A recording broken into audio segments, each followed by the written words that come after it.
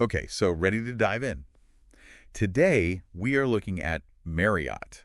Always ready. Marriott International, I should say. Everyone knows Marriott, but just how big are they really? Well, they're the biggest hotel chain on the planet.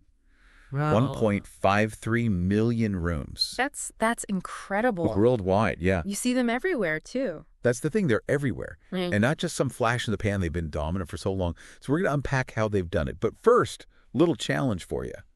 Think you know Marriott. I'd like to think so. Hit me. All right. So throughout their history, there's been this core philosophy driving everything they do.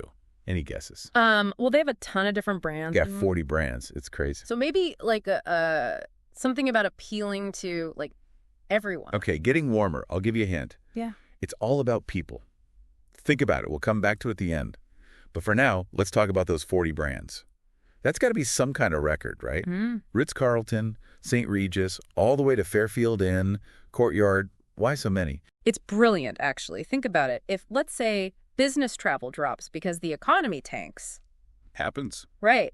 Well, then their vacation brands, the leisure side, that can pick up the slack. It's like a safety net, but made of, I don't know, luxury towels and free breakfasts. Exactly. Diversification. That's key for staying power.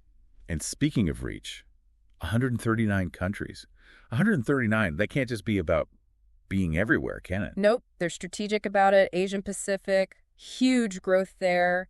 Growing middle class, more people traveling. Smart. Caribbean, Latin America too. Travel's booming in those regions. So they're riding the wave, but they're also building for the future. You know how many rooms they've got in development? A lot. Over 573,000. That's not riding the wave. That's like building their own ocean. Right. They're anticipating. They're ready for whatever's coming next in travel. Yeah. And then you've got their big moves, like that partnership with MGM Resorts. Yeah, 37,000 rooms. Just like that. Mainly in the U.S., right?